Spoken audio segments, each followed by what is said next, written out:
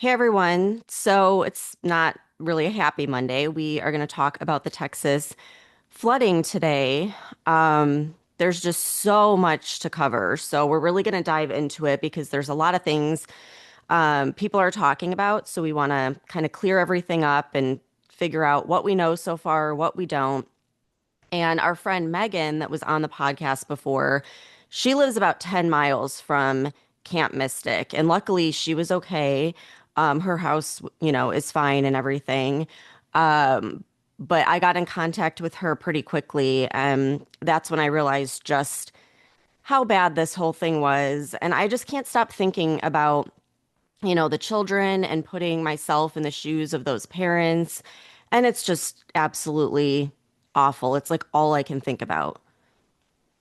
Yeah, I was following it all throughout the weekend and this morning, and it's just so heartbreaking. And we're gonna dive into so many different aspects of what's going on today. But I do want to say that Trump did sign a major disaster declaration for Kerr County on yesterday morning.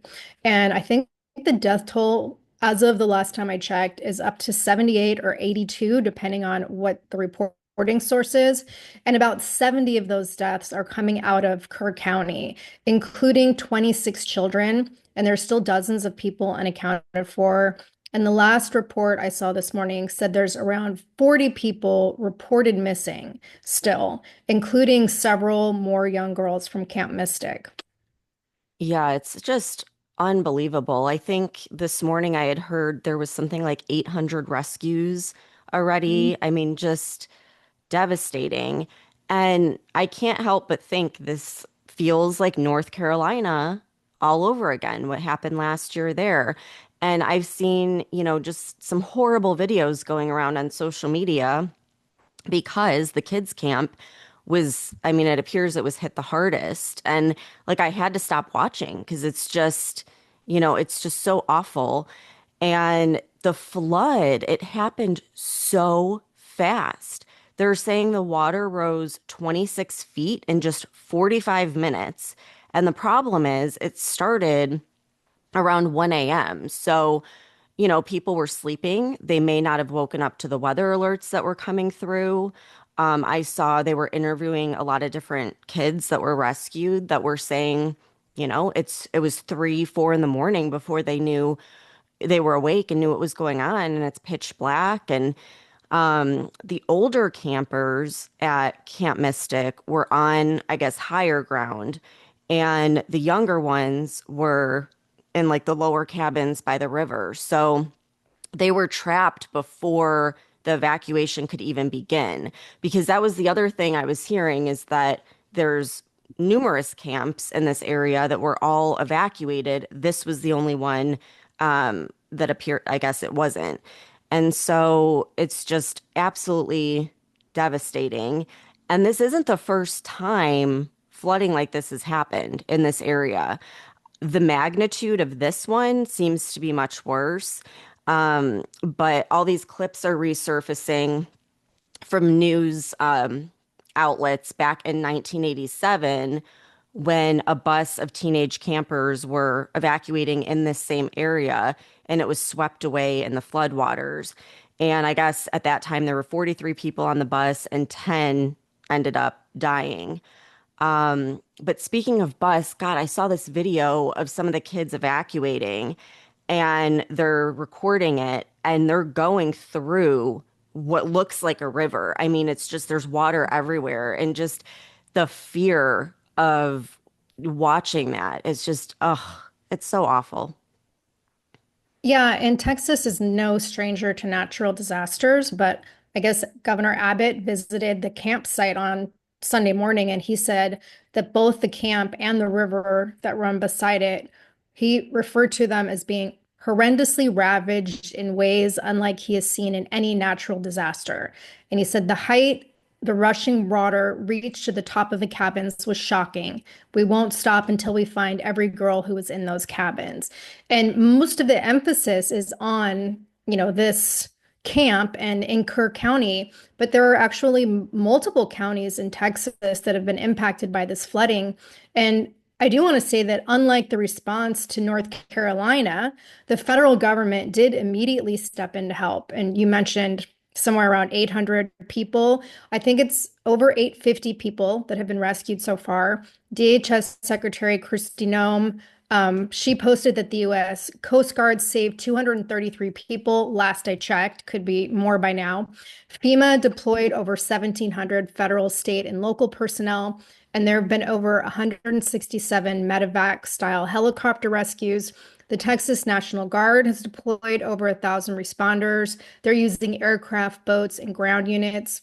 And the one of the things that I think is really amazing is kind of like with North Carolina, there have been hundreds of volunteers, like civilians in these grassroots teams. They've been combing the riverbanks on foot, in boats, in kayaks, on horseback, on ATVs. They're using drones. And you've had a lot of local communities and restaurants from areas nearby, like Houston and San Antonio, that have been delivering hundreds of meals to both the first responders and the misplaced residents. And it's not over because flood warnings remain active because the area is expecting even more rain through the middle of this week. Ugh. It's such a stark contrast to North Carolina. And I'm thinking about like Hawaii too, with the Mhm. Maui wildfires, just in the response. I mean, we're talking like immediate response, all of these different things happening versus waiting weeks. So I'm glad you saw all that because I'm getting bits and pieces, but that's good that they're out there and hopefully they can find every single person missing before this rain really kicks in again. And Trump is supposed to go out there this week as well, which is also in sharp contrast to Biden, who took weeks to visit any of the, natural disaster sites during his presidency. Yeah. And Stephanie, I gotta say, like, I really feel sick to even bring this up, but I'm going to because since we're talking about Biden and the left, what I'm about to say just speaks to the depravity of the left. And you have this horrible tragedy that's going on. And then you have liberals making social media posts about how people who live in Texas deserve to die. And I first saw this in an article in the Gateway Pundit, and it directed me to an X page by Right Angle News Network that had like a compilation of all these posts of just nasty, horrible shit that liberals are saying about these floods. And listen to how truly evil and unhinged these people are. And I'm only going to read a few of the comments. One person said, Texas deserves every flood. God has spoken and it hates Texas. And then they put like a crying, laughing emoji next to it. Another person said, cry harder. Texas deserves it. Another one said, I'm kind of happy that the National Weather Service gave incorrect predictions when it came to how much rain would fall, especially since the best and brightest from the org were let go due to Doge, Elon, and Trump. Another person wrote, good, I'm glad. Did it take Rogan too? I can only hope. Texas deserves it.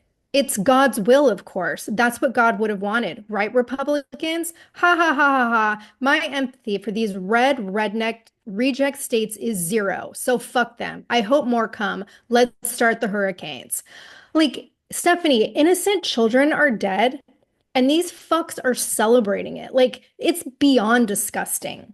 So disgusting. I mean, how much more despicable can you be? And it's like we always say there's this war going on between good and evil. So if you've ever wondered what side you're on, just look at these comments. Like that is the most disgusting thing. It's unbelievable, but it's happening. I've seen it myself on many news sites looking at the comments. Um, and I mean, there's on top of that, there's so many rumors and conspiracies and things going around, and we're gonna break all those down today. But the fact that there are people, human beings, that have zero empathy for those suffering just because it's a red state says a lot about how fucked up our society is and how the values and morals of people are just completely eroded. I mean, when Yeah. you can't find an ounce of compassion for children who died in such a tragic way, I think you fit the definition of a psychopath, literally.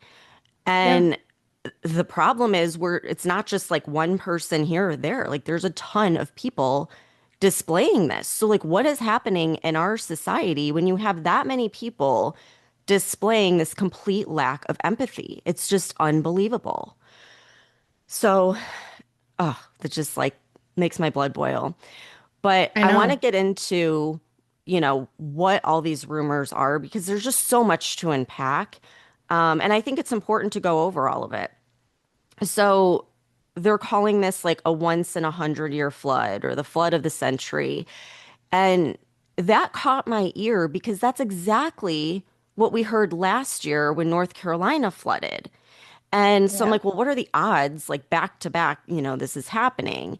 And I mean, remember how we were so suspicious of the flooding in North Carolina because they were wanting to open more mines in that area, and like the townspeople were trying to fight it.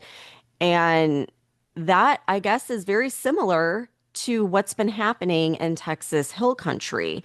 So, I mean, I went down the rabbit hole with this, wasn't even intending on it. I just saw one thing, wanted to fact check it, and it led me down this whole rabbit hole of things that have been going on for years in this area. So they have the biggest aggregate mining industry in the nation, and it just keeps growing because the growth of Texas is, I mean, it's booming. Everyone's moving there. And so they need all of these raw materials for home building. And on top of that, Texas is also becoming the new hotspot for big tech. Thanks to Gavin Newsom, like raising taxes on all these businesses in California. They're going to places like Texas and Florida. So Microsoft is one of the companies that popped up. I guess they already have some sites there, and they're now investing another $1.5 billion in Hill Country on top of all these other sites they already have. So, what would big tech or mining have to do with flooding? Like, I wasn't connecting the dots, but it turns out a lot.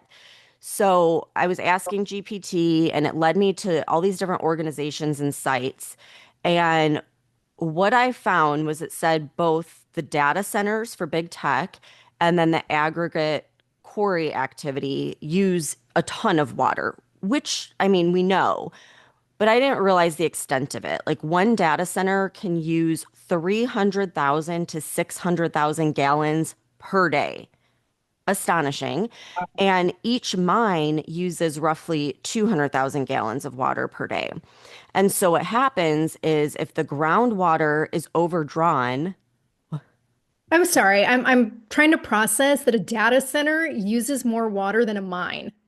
yeah, That's that's why crazy. like that's why I'm always like, why are these climate activists never talking about AI? Because AI data centers, it's even more than like just the regular. So, yeah, an insane amount of water, and they keep building them as the technology keeps growing. And so, if the groundwater is overdrawn, then the soil and the aquifers lose their like sponge effect. And it makes the flooding worse. So rainfall runs off instead of soaking in. Floodwaters rise faster with more erosion and stream bank collapse. And so, on top of the groundwater being depleted, you have like sand and gravel excavations near streams that can also worsen the runoff and flooding. And apparently, Texas has a lack of centralized oversight of water usage in these rural areas. And so the locals have been raising concern for years. And there's been regulatory pushback, and that's been gaining momentum recently. There's a whole organization dedicated to this called Hill Country Alliance, and they just have a ton of information on their website. And some lawmakers have even tried to block new mining permits near lakes, parks, youth camps, and rivers. And now we can see why. Unfortunately, it takes something like this for people to, realize what's going on. Now, I want to be crystal clear. Like, I am not saying the aggregate industry or the tech industry is responsible for this and like caused the flooding. But I do think it's possible that it could have made conditions worse. So, I think it's worth talking about it and just kind of understanding it because To be honest, I didn't know anything about this. I did not know that mines and data centers could lead to flooding issues. And I mean, there's a whole list of issues, but flooding is one of them. So I just wanted to put it out there because, I think every single aspect should be looked at right now when we're talking about this level of people dying from a flash flood.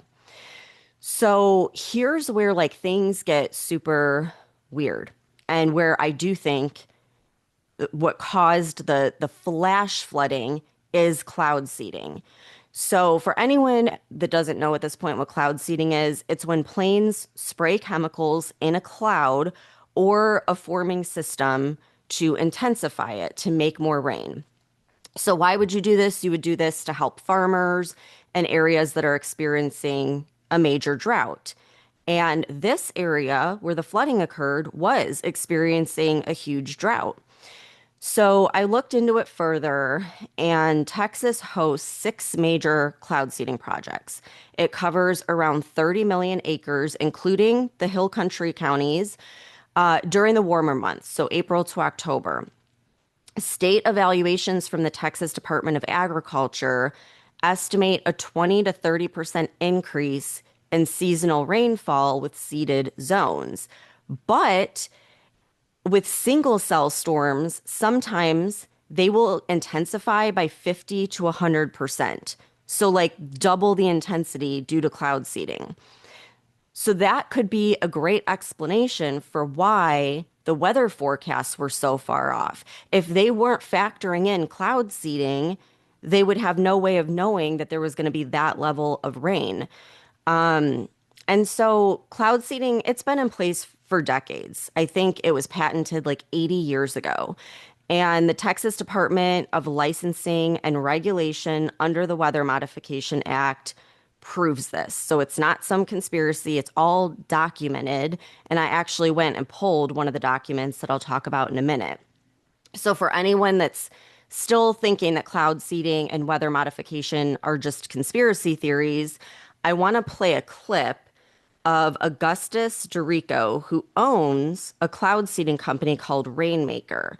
And this clip is from him speaking to Florida lawmakers to try and stop the ban that did eventually go into effect in Florida. But I want you to listen to a little bit of what he said. Is altogether different. The only similarity is that it has to do with the atmosphere. It has to do with the low atmosphere. It's a mechanism, or it's a tool that either freezes the water in existing clouds or condenses the droplets in existing clouds into bigger snowflakes or bigger droplets such that they fall onto your target watershed or farm. It's a technology that has existed for 80 years in the United States. It was patented by GE in 1946. But it hasn't been viable for a long time because we didn't have the appropriate radar to measure exactly what its effect is. I can tell you definitively that there is not cloud seeding going on in the state of Florida because you would be able to see its effect on radar. So the National Center for Atmospheric Research produced some great results from what's called the SNOWY campaign, where they were able to verify cloud seeding's effect. And they saw tens of millions of gallons of precipitation occur from each of their interventions. And that was very, very easily distinguishable on radar. It also is worth saying that it's local in its scope, and it is very short temporally. So if ever there is cloud seeding going on and you don't like the consequences of it, there are unintended consequences, and it's quite well characterized, so the unintended consequences are minimal. You can stop whenever you like.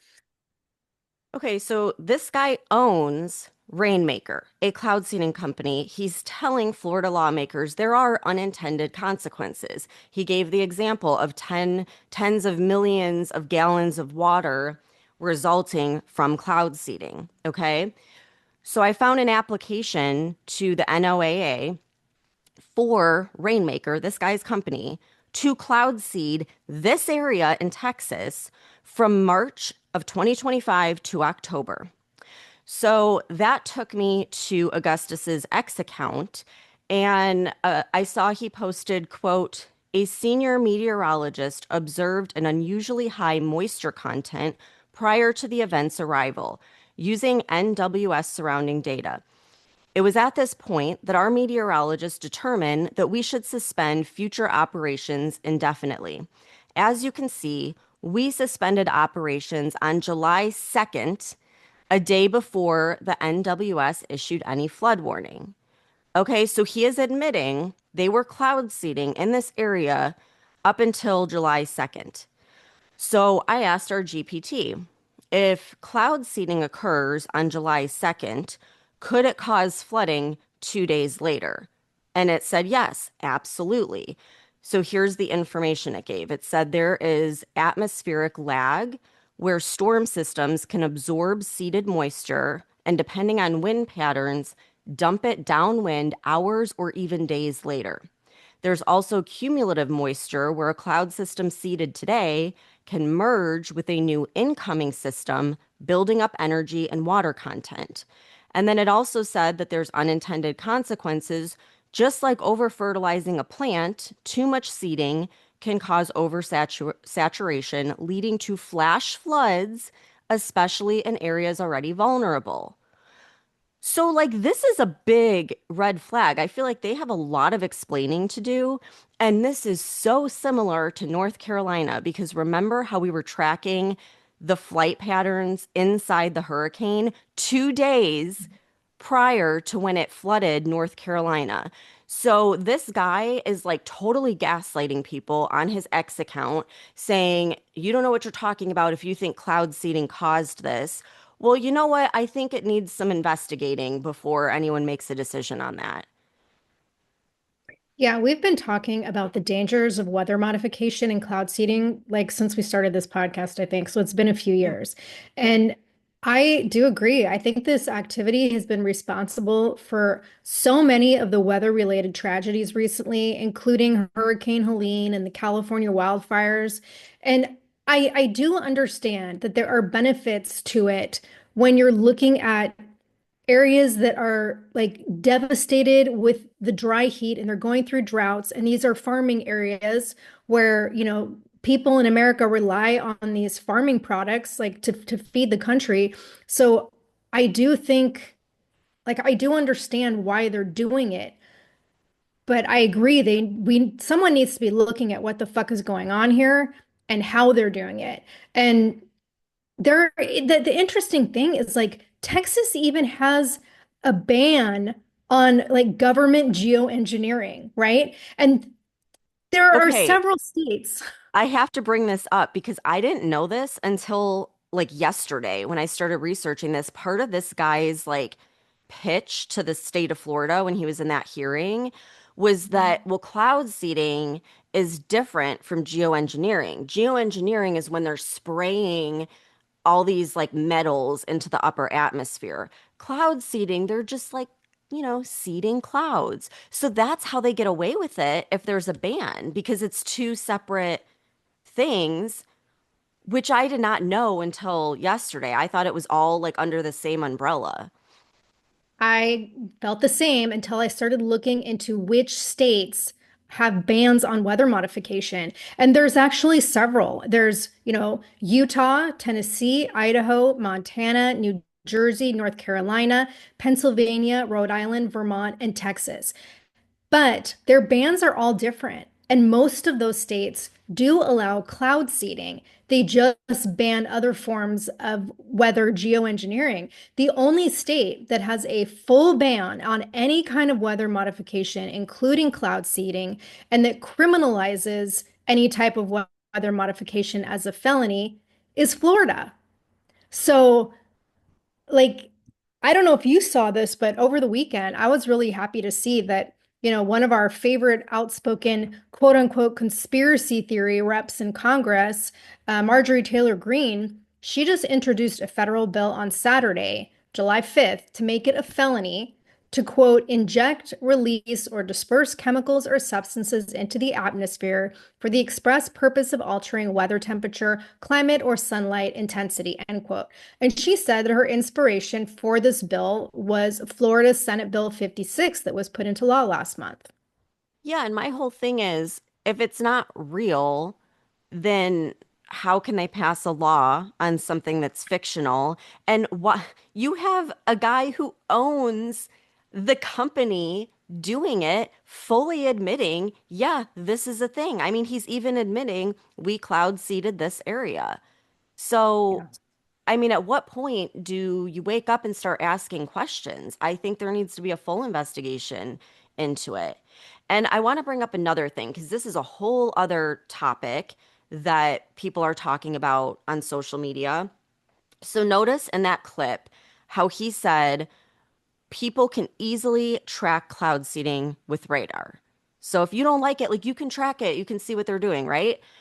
So what people are talking about all over social media is that the Department of Defense is cutting off military satellite data access to NOAA, the National Oceanic Atmospheric Administration. So this includes the data that is crucial to tracking storm intensification.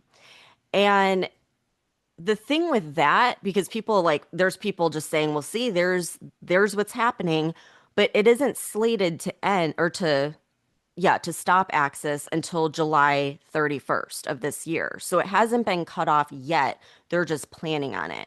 So I don't think that that was a contributing factor to this particular storm. But I'm not going to lie, Taro, when I heard that, I was like, what the hell is going on? Because cutting off access to these satellites, considering the horrible hurricane season we had last year and all the devastation as a result of that, and what they're predicting to be an even worse hurricane season this year, why would they choose to cut that off now? Like, that does Mhm. not make sense to me. And so, the narrative that a lot of people are trying to spin on social media is to say, well, this has to do with the Doge cuts. But I looked into that and that's false. Okay. The direction for this cutting off of the satellites came from the Navy via the Defense Department's Fleet Numerical Meteorology and Oceanography Center. What a mouthful. So the official explanation that they're giving has nothing to do with Doge. They're saying that there's a significant cybersecurity risk, and that has to do with the aging infrastructure. And they have concerns that are serious enough to justify cutting off the feed. And then on top of that, these satellites have already long passed their expected lifespan. So they were never expected to be doing this up until this point. So they have programs like the Weather System Follow-On, microwave and electro-optical weather system that are meant to replace these satellites, but they're not fully operational yet. So again, my question is why now? Like, why would you not wait until the new systems are operational, especially given all of these crazy storms? And so, and the NOAA claims that it has, quote, robust alternative data and models from satellite, radar, buoys, and hurricane aircraft that will cushion the loss of this data feed, but it just cushions it. Like it still leaves major gaps in the information that you're getting. So, considering what just happened in Texas and the fact that they didn't accurately predict this level of rainfall, makes me wonder if this will be enough to delay the termination of these satellites. But I just wanted to clarify because it's like they still have access at this point. It is not getting cut off until July 31st, but it is a good question to bring up. Like maybe they need to extend that later in the year or at least after hurricane season. So, the other thing is, I think, I look at the timing of Florida, like just banning chemtrails and weather modification, and the Rainmaker guy saying, cloud seeding and weather modification can be tracked with radar. But if the data that's feeding the radar is cut off, then does that mean they can't track it? And is that why they're cutting it off right as this ban goes into effect? So I don't know. I just think it's very odd, the timing of everything. And remember, like during the hurricane that devastated North Carolina, all over TikTok, people were posting the radar and it was showing these weather modification planes inside the hurricane about 2 days before it intensified and switched directions. And so my thought is maybe the DoD saw how much publicity that got because it spread all over social media, and maybe they want to cut that feed because regular people are getting access to it. So I don't know, but whatever the reason for it, the optics are terrible. And I think they need to delay cutting this off. Well, that's why I wonder if they're going to now that this has happened. And I haven't Yeah. seen any word from the DOD or from Trump about that yet. I mean, I think they're going to have to address it because it's out there. People are talking But about do, it.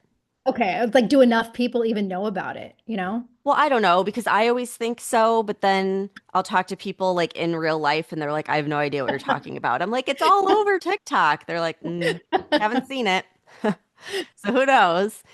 Um, okay, so I want to play a clip from Texas officials that say that the National Weather Service failed to notify them of the amount of rain that they would get. So let's listen to that.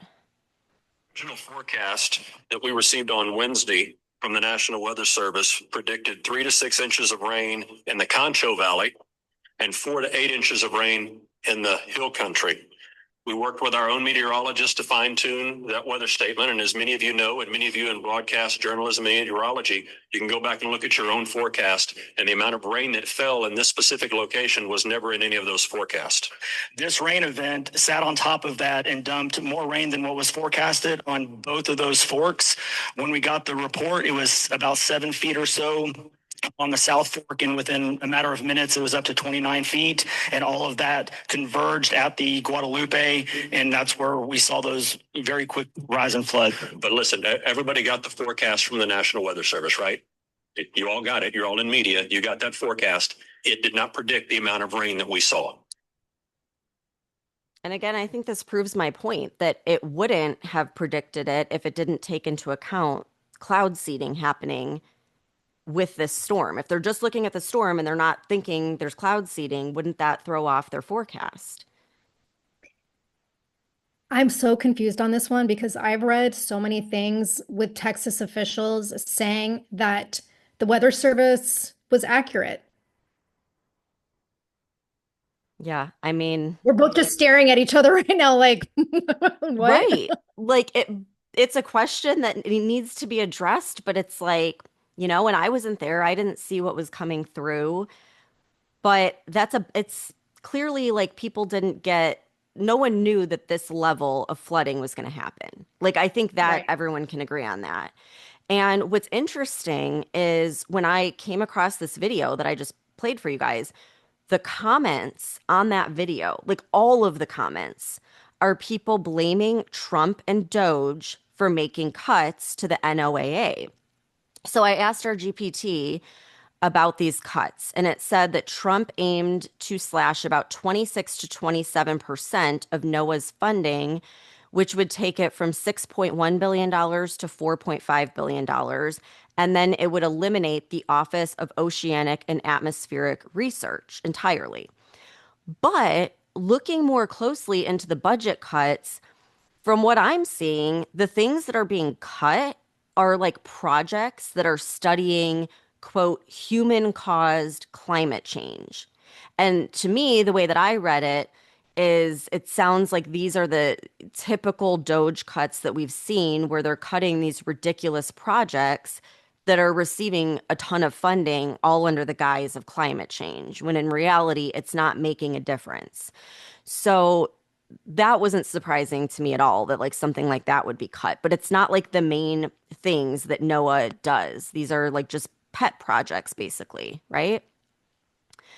So to sum it all up, I think the weather is unpredictable. We're never going to be 100% accurate on predicting it. Like we all know that. And we've seen some crazy weather recently. But that doesn't mean that we should brush off the potential variables that were mentioned because they absolutely could have intensified things. And at the very least, it needs to be investigated. And my other point is, why do we hear nothing from these climate activists about cloud seeding or weather modification or the insane water usage used in tech and mining? And like that is exactly why I don't take them seriously. If they truly cared about the environment, we would hear about this stuff. But all they talk about is how we need to drive electric cars and not drill for oil. And it's all our fault because we drive, a car that takes gas. And that really makes me think this whole climate change narrative is just set up to keep us distracted by pointing the finger at one another versus understanding what the true threats are. Yeah, I was trying to find that an article to support what I was saying about hearing, they were saying the Weather Service did the right thing, and I can't find anything now. And like everything I have read, they're blaming the cuts to personnel with the National Weather Service. And so everyone's pointing the finger at Trump and they're blaming him for, the NOAA and the Weather Service cuts. And maybe staffing issues did play a part in this tragedy. But I want to bring up some facts because if you look at historical data, this argument does not hold up as being like the sole reason that this flooding occurred because Texas has a history of having the highest flash flood fatalities in the nation. And the state averages 15 to 20 deaths a year. And this has been going on long before Trump's budget cuts were even considered. And flash flooding is not completely predictable and it happens incredibly fast. Like, Stephanie, how many times have we seen reports of people out hiking or camping and you have a sudden flash flood, it comes and washes them away, and like they were completely unprepared for it? This is just magnified on a much more intensive scale because of the amount of deaths that it's caused. But the National Weather Service can forecast general heavy rain risk days in advance. But I was looking into what their limitations are. And from everything that I read, they can usually only identify general risk zones. So even if you have a fully funded tracking system, they can't always predict exactly where massive inches of rain are going to fall, right? It's nearly impossible. And weather radar has limitations too. So if in order to predict precise accumulation of rain, it depends on so many factors, including radar angles, distance, the rain gauges. So heavy rates of rainfall can very quickly exceed assumptions made by weather models. And even meteorologists are saying this. So there's a guy named Chris Vagasky. He's an American Meteorological Society certified digital meteorologist from Wisconsin. And he said that predicting how much rain is going to fall out of a thunderstorm is the hardest thing that a meteorologist can do, and it's nearly impossible. And then another guy named Matt Lanza, he's a certified digital meteorologist from Houston, Texas. And he said that flash floods in Texas are nothing new, and that, you could get 8 inches of rainfall in a state on any day that ends in Y. So basically, any day of the week, right? And he said, quote, "It's so hard to warn on this, to get public officials who don't know meteorology and aren't looking at this stuff every day to understand how quickly stuff can change," end quote. And he also said that the forecast office in San Antonio did a fantastic job and they got the warning out, but that this was such an extreme event and that rainfall rates over this 6 hour period were higher than 1,000-year rainfall rates. And that equates to there being less than a 0.1% chance of that happening in a given year. So again, this can't really be blamed on Trump or the Weather Service. So I asked our GPT to give me some examples of past floods in Texas where people were caught off guard despite the Weather Service and NOAA predictions. And there are plenty of examples. One is the 2015 Memorial Day flood in Texas, where the Blanco River in Wimberley rose over 40 feet in 3 hours with up to 12 inches of rain. And the National Weather Service had issued flash flood watches and warnings, but residents were still caught by surprise because the intensity and location exceeded the predictions. And I think it was either like 13 or 15 people who died. And even the National Weather Service at the time said that the event was, quote, unprecedented and difficult to forecast. Then there was also the 2002 San Antonio flood, where 35 inches of rain fell in some areas and flash flooding killed 12 people. And even though the National Weather Service gave warnings, the rainfall was like well beyond what weather models predicted for specific locations.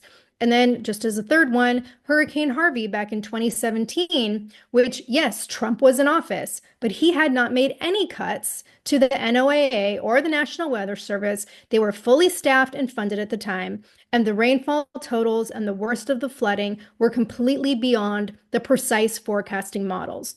So even with fully operational forecasting and no budget cuts, flash floods are the hardest weather events to precisely warn against at like a hyper localized level. And worst hit areas historically get 2 to 3 times more rain than what was predicted. Yeah, I mean, we see all the time meteorologists don't get it right, Mhm. because it's hard to predict with 100% accuracy. I saw a meteorologist in Texas. She went on social media last night and she was talking about, like they did everything they could in Texas. Like normally you would have one meteorologist on site, and if it's like something major, you would have two. She said they had five. And, she went over the time frame of like them issuing all the warnings. But what's interesting is I was reading the comments and people were saying, you know, I guess people that live in Texas, they were saying how they're so desensitized to warnings because they get warnings all the time. And you probably know that Yeah. better than anyone, Tara. And they Yep. were like, we get flash flood warnings like constantly, and it's Yeah. nothing you think you have to worry about. And so, just the fact that you're getting them all the time, people could have seen them and not taken them seriously, but also they came in the middle of the night while everybody was sleeping. Um, but at the end of the day, I think when you have people with Trump derangement syndrome, they will look for any excuse possible to blame him. And I think that's what we're seeing here. And there's just no reasoning with someone like that? No, and to speak to what you were just talking about with, getting flash flood warnings all the time, it's true because I'm still hooked up to the weather service in Texas and I get warnings frequently. And when there is, heavy rain in my area, like I will get 20-minute updates that just keep Yeah. on going, telling me about flash flood warnings. But when it comes to things like complacency, I think that played a very big part in this as well, because another tragic piece of the puzzle is equipment, lack of advanced warning equipment. And this just made me think of the wildfires in Maui, because this was a lack of equipment on the part of the state and not the federal government, the National Weather Service, or the NOAA. And it is a fact that Kerr County did not have flood warning sirens despite the area's known flash flood risks. And as usual, this all came down to money. And what's really sad is this was literally just debated for like the third time a few months ago. So there are several surrounding counties that have had sirens installed along the rivers for decades, and they're kind of like the ones they use for tornado warnings. So in Kerr County, the leaders looked into doing this several years ago, but they rejected the idea because it was too costly. And I guess these sirens can cost between like $10,000 to $50,000 each. So this adds up really fast when you have a full system where it could easily cost, into the high hundreds of thousands or low millions of dollars. So Kerr County Judge Rob Kelly said that the residents, quote, reeled at the cost, end quote, when the system was first proposed back in 2016.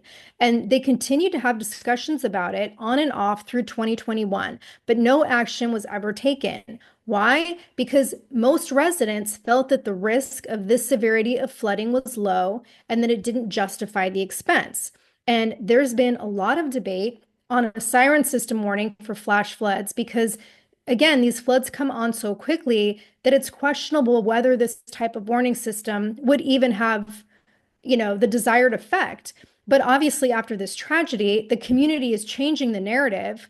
And now they've got this grassroots petition that was just launched, and they're demanding the installation of outdoor sirens because, as one petition advocate put it, He said sirens provide critical extra minutes even when cell phone service or electricity fails. And I guess like that's currently how this county lets people know about flooding. It's a phone-based system that sends out these alerts for flash floods. And we all know cell service is like prone to failure during emergencies, especially when service gets spotty. So what's crazy is like most recently, the idea of using these tornado-like sirens was brought up a few months ago in April. It was House Bill 13, and it was authorized by Rep. Ken King, and it passed in the Texas House on April 2nd. But when it was referred to the Senate Finance Committee, it died there, and it never reached a full Senate vote. And from what our GPT told me, the bill proposed a $500 million statewide grant framework to fund outdoor sirens and emergency alert systems. But even if it had been approved, because of the cost, the rollout would have taken several years, up to a decade. And then by then, the equipment would have been outdated. And then it still wouldn't have helped in this particular instance because it clearly wouldn't have been done, 2 months later. But because of this recent tragedy, now Governor Abbott and state leadership are revisiting plans to install sirens and modern alert systems. And I think this is supposed to be a topic of the upcoming special legislative session that starts on July 21st. So it's like one of those you ignore the possibilities until something really fucking terrible happens, and then everyone tries to blame each other. And it's like you should have done the right thing in the first place. But at the same time, I get it. The taxpayers are paying for it and they don't want to spend money on it. But it's like, what's more important, life or money? I feel like when you have these businesses that are using that much water, I feel like there should be some kind of They a should be tax and paying. have them pay for it. If you're Yeah, I like agree. setting up these unfavorable conditions, then you should have to pay for that, or like use some of the money that they're spending on all that water usage. I don't know, or taxes from those businesses. But I get it. Like, nothing like this has happened to this extent in this area. So people don't want their taxes going up, but it takes a tragedy, unfortunately, for people to make change. And it specifically takes a tragedy involving children, Yeah. Hmm. because I think that is what has created the most attention on this incident. Because again, as I described, there's flooding and loss of life in Texas every year, but to lose that many children at one time who are at a camp on 4th of July weekend, I mean, Hmm. that's what got this such national attention. Yeah. Well, I hope that they can get those sirens, and I hope that they put a ban on this cloud seeding. I mean, I get it. There's droughts, but like if this is an unintended consequence, like that guy was saying, that's a pretty big unintended consequence. I don't know that the benefit outweighs the consequence. It's just insane. So hopefully we'll see more about that and they don't try to just brush that part of it under the rug and call it a conspiracy, but we'll see. But I think this tragedy, it's enough to talk about for one day. It's hard to think about anything else going on. So we'll let everyone go for today, and then we'll be back on Wednesday with, whatever else is going on between now and then. So thanks for tuning in, and we'll see you back here Wednesday.